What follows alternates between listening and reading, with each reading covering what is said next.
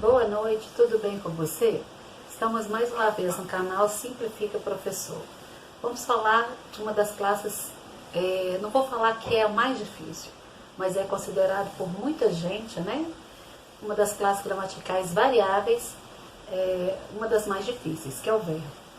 Então o verbo, ele é dividido em 3 tempos. Nós temos o tempo presente, o pretérito que é passado e o futuro.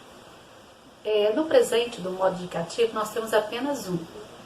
No pretérito, nós temos 3 pretéritos. Pretérito perfeito, pretérito imperfeito e pretérito mais que perfeito. Temos 2 futuros, futuro do presente e futuro do pretérito. Então, nós temos o presente. Se eu falo assim, eu amo, tu amas, ele ama, nós amamos, vós amais, eles amam. Eu conjuguei o verbo amar, que está na primeira conjugação. Então, os verbos terminados em A, R, E, R, I, R. O R final representa uma forma nominal que se chama infinitivo. Então, amar. Amar, a vogal A representa que este verbo está na primeira conjugação, que é o verbo de primeira conjugação. O R no final é uma das formas nominais. Então, amar termina com R, indica que esse verbo está no infinitivo, ele ainda não foi conjugado. Vender, segunda conjugação, a vogal E nos remete a isso. O R também indica que é uma forma nominal, vender, que termina com R, está no infinitivo. Partir, o I também indica terceira pessoa, né? Terceira conjugação.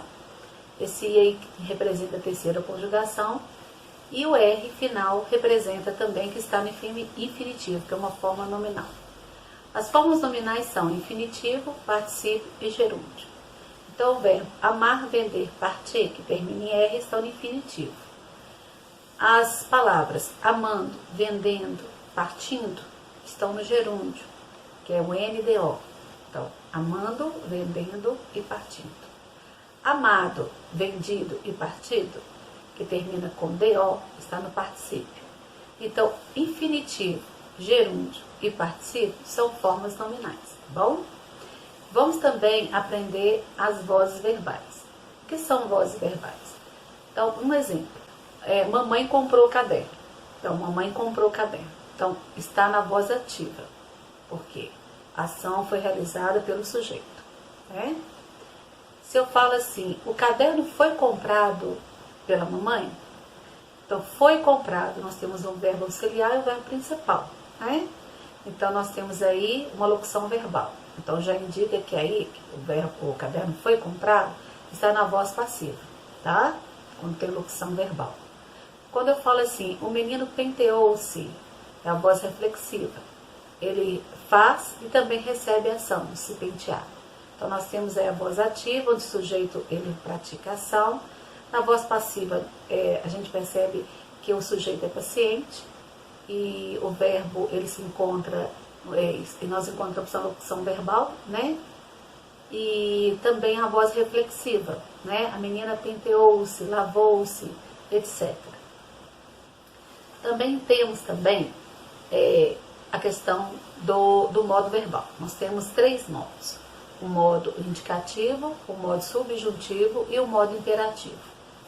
O modo indicativo é esse que nós conjugamos mais, né? Ele se encontra no presente, no pretérito e no passado. Então, se eu falo assim, eu vendo, tu vendes, ele vende. Nós vendemos, vós vendeis, eles vendem. Tá? Se eu falo assim, eu vendia, tu vendias, ele vendia. Nós vendíamos, vós vendieis, eles vendiam. Então, esse ia, eu vendia, da ideia o quê? De passado, né?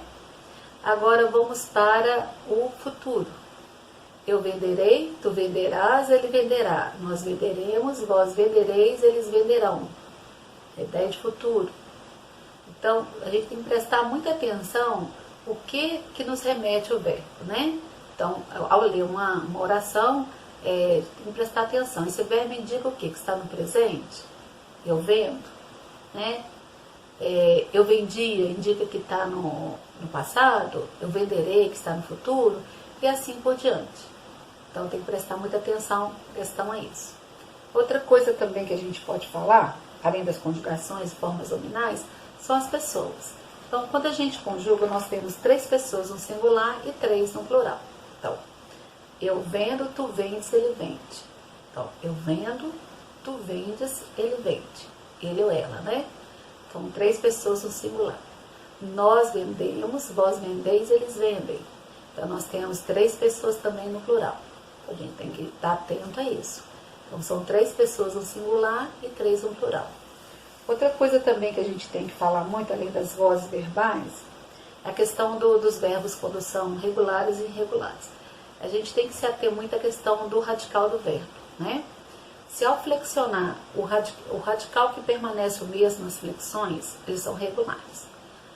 Os verbos que alteram nas flexões verbais, eles são irregulares, né? Então, se a gente pegar um verbo aí, deixa eu ver, um verbo que a gente... Vamos pegar o regular primeiro. Então, vamos pegar. Eu vendo, tu vendes, ele vende.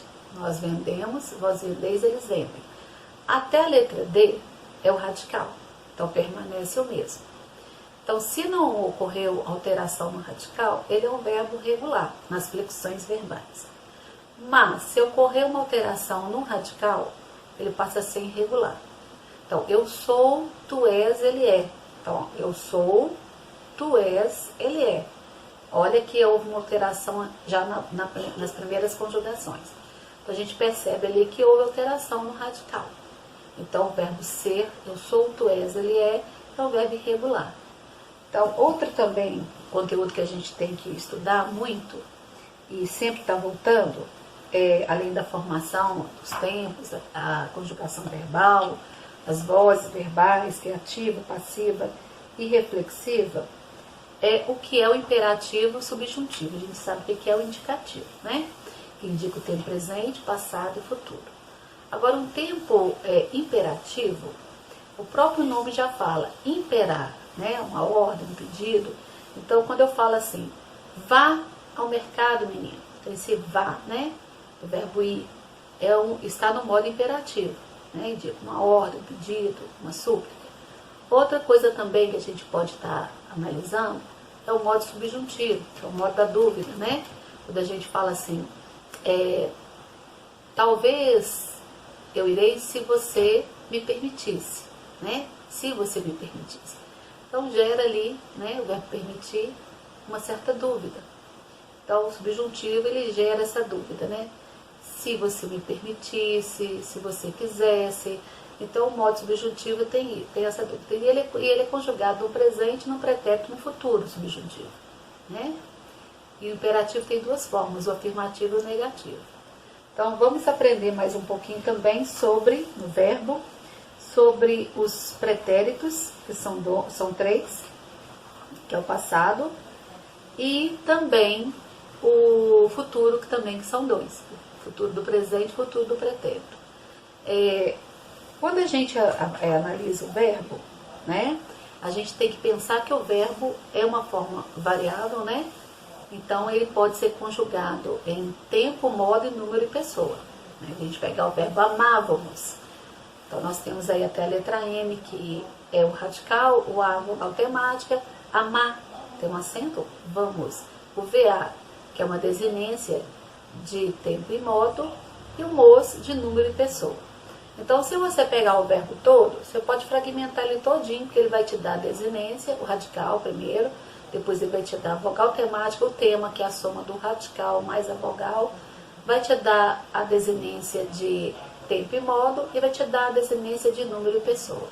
Então, sempre quando você conjugar, presta atenção na questão da desinência, na questão do radical, né, a vogal temática, que são 3, a primeira conjugação que é com A, a segunda com E, a terceira com I. Não existe uma 4ª conjugação, tá bom? Então, só tem 3. Então, e outra coisa a mais, o verbo, ele é uma classe variável, ele sofre inflexões, as vozes verbais são 3, né? Primeiro é ativa, o sujeito pratica, voz passiva, o sujeito é paciente, e voz reflexiva, ele faz e recebe a ação, né? Quando fala assim, o menino penteou, se ele está realizando e está sofrendo também a ação de se pentear. Então a gente tem que prestar muita atenção nesses detalhezinhos, porque a banca IBGP ela vai cobrar, e ficar atento a todas essas informações que eu passei para vocês aí, tá bom? Nos vemos na próxima aula. Fiquem bem e simplifica, professor.